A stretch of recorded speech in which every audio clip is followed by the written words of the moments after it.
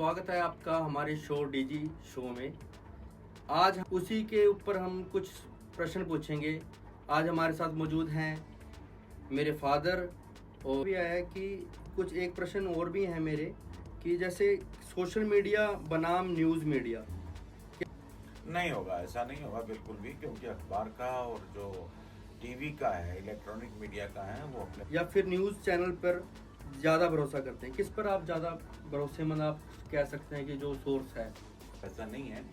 Social media ठीक है, एक बहुत बढ़िया साधन है, तुरंत खबर पहुंचती है, लेकिन वो कितनी उसमें से एआई का अब युग हम मान सकते हैं कि एआई और क्रिएटिविटी क्या हुआ खाया है और एक प्रोडक्ट अपने हाथ से बनाया हुआ है, तो जो हाथ वाला है वो निश्चित रूप से बेचनी है, जो बंदा उंगलियां चाट जाता है। जी बिल्कुल, ये तो है कि पुराने टाइम में हम जैसे सब खाएं तो वो उसका टेस्ट ही अलग होता था। जैसे चूल्हे की रोटी, हाँ, चूल्हे की रोटी तो है, मटके का पानी है, ऐसा जज्बा है, ऐसी भावना है, ऐसे इमोशंस है। तो आप हमारे इस ग्रुप के साथ जुड़ सकते हैं। जैसा कि साहिल ने, आपका स्वागत है, वेलकम है। आप हमारे नीचे लिखे हुए नंबरों पर कांटेक्ट कर सकते हैं और इस फील्ड में उतर सकते हैं। नमस्कार, स्वागत है आपका हमारे शो डीजी शो में। आज हम एक विषय पर बात करने जा रहे हैं जो कि संबंधित है मीडिया से, कि बदलता मीडिया किस तरह लोगों की आम जिंदगी पर असर डाल रहा है। उसी के ऊपर हम कुछ प्रश्न पूछेंगे। आज हमारे साथ मौजूद हैं मेरे फादर और मीडिया जगत में मेरे गुरु मिस्टर धर्मेंद्र गोस्वामी जी। धर्मेंद्र गोस्वामी जी, आपसे हम पूछना चाहेंगे कि मीडिया का भविष्य कैसा दिखता है? क्या आप सोचते हैं कि टीवी और अखबार खत्म हो जाएंगे और सब कुछ डिजिटल हो जाएगा? नहीं होगा, ऐसा नहीं होगा बिल्कुल भी, क्योंकि अखबार का और जो टीवी का है, इलेक्ट्रॉनिक मीडिया का है, वो अपने आप में विशेष महत्व रखता है। आप खुद पे लगाइए, अगर आप कोई खबर देखते हैं, सोशल मीडिया पर देखते हैं, उसकी तसल्ली करने के लिए आप अखबार भी चेक करते हैं, क्योंकि जो इंथेंटिसिटी है, जो क्यूरियोसिटी है, वो आपको जब तक अखबार में या नेशनल मीडिया में ना मिल जाए तब तक आप उसको पुष्ट नहीं मानते हैं। क्योंकि सोशल मीडिया की दौड़ है, बहुत तेज है, आपाधापी में वो दूसरा पक्ष लेना कई बार भूल जाते हैं, और सही स्थिति तब स्पष्ट होती है जब डबल वर्जन हो और उसकी क्रॉस चेकिंग हो, तब उसे पूर्ण समाचार मानते हैं। जी बिल्कुल। तो ऐसा देखने में भी आया कि कुछ एक प्रश्न और भी हैं मेरे कि जैसे सोशल मीडिया बनाम न्यूज़ मीडिया, क्या आप सोशल मीडिया से न्यूज़ पर भरोसा करते हैं या फिर न्यूज़ चैनल पर ज़्यादा भरोसा करते हैं? किस पर आप ज़्यादा भरोसेमंद आप कह सकते हैं कि जो सोर्स है? देखिए, प्रेस काउंसिल ऑफ इंडिया के अनुसार या आरएनआई है, ये भरोसेमंद एक ऐसी संस्थाएं हैं जो मान्यता देती हैं, अखबार को देती हैं, इलेक्ट्रॉनिक मीडिया के चैनल्स को देती हैं। लेकिन सोशल मीडिया के लिए अभी ऐसे पैमाने, ऐसे मापदंड नहीं बने हैं जिनसे उनकी जो ऑथेंटिसिटी है, जो उनकी सच्चाई है, उसके ऊपर कोई मापदंड हो, ऐसा नहीं है। सोशल मीडिया ठीक है, एक बहुत बढ़िया साधन है, तुरंत खबर पहुंचती है, लेकिन वो कितनी उसमें सच्चाई है, उसमें अभी हम नहीं कह सकते 100%। अभी बहुत वीडियोस ऐसी आती हैं जो वास्तव में सच्चाई नहीं होती, और आम जो दर्शक है वो उसे सच्चा मान बैठता है। इस कारण से आपको रीचेक करना चाहिए अखबारों से और इलेक्ट्रॉनिक मीडिया के जो नेशनल चैनल हैं उनसे। एक चीज़ और मैं पूछना चाहता था कि जैसे एआई का अब युग हम मान सकते हैं कि एआई और क्रिएटिविटी, एआई टूल्स आने से कंटेंट बनाना आसान हुआ है, लेकिन क्या इससे क्रिएटिविटी पर असर पड़ता है? देखिए, एक अगर आपने प्रोडक्ट मशीन से बनाया हुआ खाया है और एक प्रोडक्ट अपने हाथ से बनाया हुआ है, तो जो हाथ वाला है वो निश्चित रूप से बेहतर होगा। अगर आप चटनी में की बात कर लीजिए, अगर वो आप मिक्सी में बनी हुई खाती हैं तो वो टेस्ट नहीं आएगा, लेकिन जो हाथ से रगड़ कर जो बनाते थे, जिसे कुंडी डंडा कहते थे, उसमें अलग स्वाद था।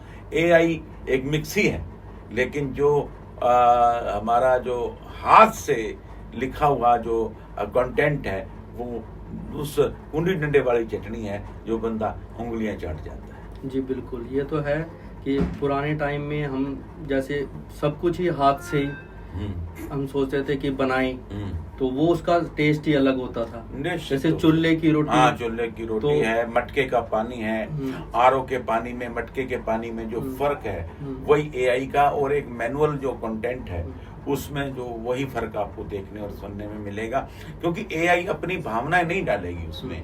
एक इंसान है, एक मीडिया पर्सन है, चाहे राइटर है, वो अपने जो भाव हैं, जो अपने इमोशन है, वो अपनी कलम के माध्यम से कागज पर उड़ेल देता है। तो इसमें भाषा का क्या रोल है? जैसे हमने सीखा है कि भाषा एक ऐसी चीज है जो आपको दूसरे से जोड़ने के लिए एक चार चांद लगा देती है आपकी बात को। तो भाषा में जैसे हम देखते हैं कि हिंदी, इंग्लिश, पंजाबी, तो इनमें से इंग्लिश के मुकाबले हमारी जो नेटिव लैंग्वेजेस हैं तो उनकी आप क्या स्थान देखते हैं कि इसका भी फ्यूचर आप देखते हैं इसमें? निश्चित रूप से इंग्लिश एक इंटरनेशनल भाषा है, बट वो सब कुछ ऐसा नहीं है। भारत देश की बात कर लीजिए आप, कई ऐसे प्रदेश हैं जहां पर कि इंग्लिश जानी जाती है, कुछ ऐसे हैं जिनको इंग्लिश में नहीं समझा जाता, उनको ट्रांसलेट किया जाता, मराठी है, कन्नड़ है, उर्दू है, पंजाबी है, या फिर आप कह लीजिए कि हरियाणवी में भी आजकल न केवल समाचार आने लगे हैं बल्कि आईपीएल की कमेंट्री भी हरियाणवी में होने लगी है। तो इंग्लिश इज नॉट एवरीथिंग, लेकिन इसके लिए जो बाकी भाषाएं, रीजनल लैंग्वेजेस हैं, उनका ज्ञान होना बहुत जरूरी है। उसके बिना हम पूरे देश को इस मीडिया से जोड़ नहीं पाएंगे। जी बिल्कुल। तो इतने प्रश्नों के आपने बड़ी सहजता से जवाब दिए धर्मेंद्र जी। तो एज ए मीडिया पर्सन मैंने जैसे गुरु जम्भेश्वर यूनिवर्सिटी से मास्टर्स इन मास कम्युनिकेशन की, तो सभी का आपके जैसे मार्गदर्शन से मैंने जो भी, जैसे आपका इंटरेस्ट शुरू से मीडिया था, बचपन से आपको देखता आया मीडिया में, आपने कैसे अपना रुचि से अपना काम किया, तो वही चीज़ मुझे प्रभावित करी। तो नेचुरली मैं इस लाइन में काफ़ी इंटरेस्टेड हो गया और अपने चाहता था कि एजुकेशन के साथ साथ एक्सपीरियंस भी इस मीडिया में लाइन में मुझे मिले।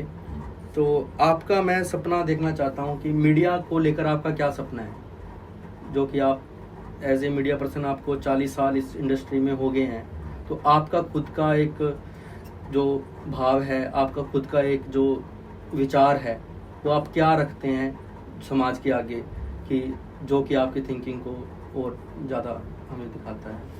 मीडिया इंडस्ट्री में जो नए युवा हैं उनको ट्रेनिंग देने के लिए एक बड़ा सेंटर बनाना मेरा उद्देश्य है।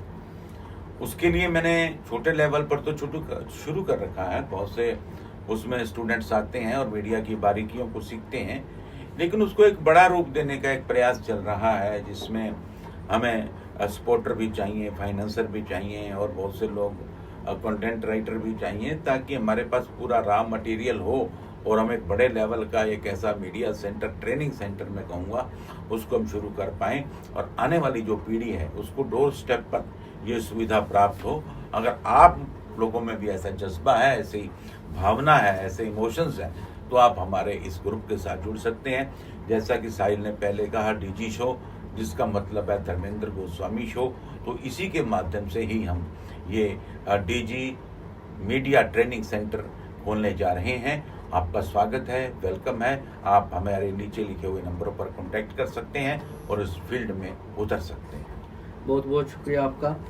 और मैं एक चीज़ और ऐड करना चाहूँगा, जितनी भी यंग जनरेशन्स हैं, यंग जनरेशन जो मीडिया में ऑलरेडी काम कर रही है, अपने चैनल्स हैं, तो अगर वो हमारे चैनल पर जुड़कर हमें कुछ न्यूज़ प्रोवाइड करते हैं, जैसे लोकल न्यूज़, तो वो भी हम अपनी टीम का पार्ट मानेंगे।